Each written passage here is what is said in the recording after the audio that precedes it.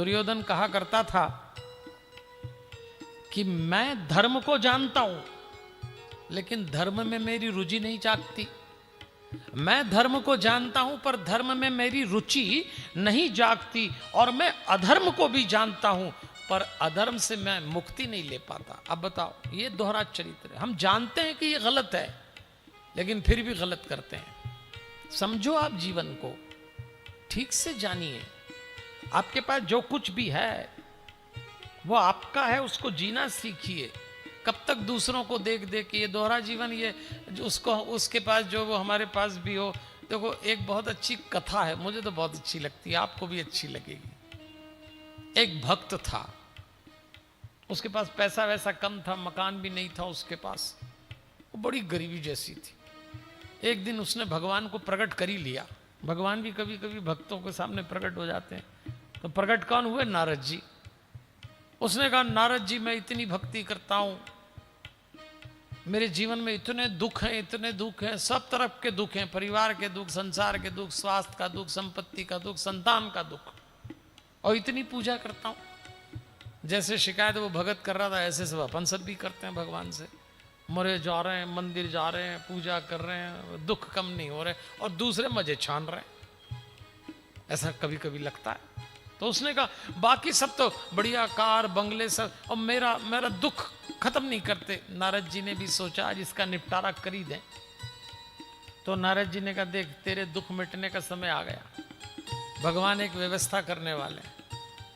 कल सुबह अपने गांव के वहां एक पीपल का पेड़, बस उस पीपल के पेड़ पे आ जाना, तो भगवान तेरे दुख का निपटारा कर देंगे, व्यवस्था कर देंगे। वो बड़ा खुश हुआ। क्या करूं? बोले, दुख को पोटली में भर के ले आना। तो उसने अपने सारे दुख समेटे, पोटली में रखे। साइकिल भी नहीं थी उसके पास, पर पोटली सिर पे रखी और पहुंच गया कि आज दुख का निपटारा हो जाएगा। और जब वो उस पेड़ की तरफ जा रहा, तो उसने देखा कि कोई साइकिल पे पोटली रख के अपने दुख ले जा रहा है, कोई ट्रैक्टर में भर के दुख ले जा रहा है, कोई कार में भर के ले जा रहा है, कोई BMW में ले जा रहा है, कोई मारुति में ले जा रहा है। भाई, जो बड़ा आदमी, उसका वो दुख उसमें ले जा रहा है। एक से एक कारों में भर के लोग उस पीपल के पेड़ के नीचे आके खड़े हो गए अपना अपना दुख लेके।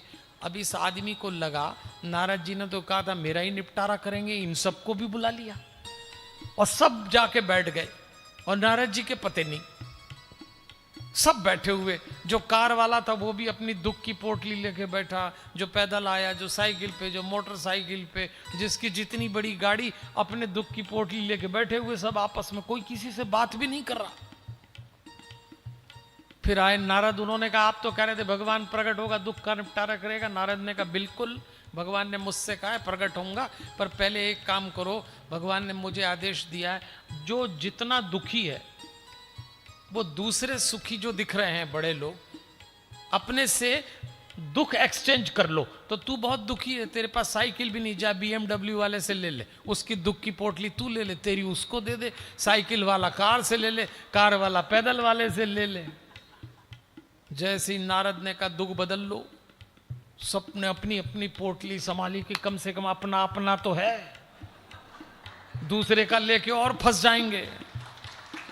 सब चलेगा। इस कहानी ने हमको एक बात समझाई, तुलना करना बंद करो। हमारे पास ये नहीं है, उनके पास ये है। तुम्हारा दुख कम से कम तुम्हारा तो है। आपको मालूम नहीं है, जो हवेली में है उसका दुख उतना बड़ा है, जो झोपड़ी में है उसका दुख उतना छोटा है। दुख तो दुख है, देखने की दृष्टि होना चाहिए।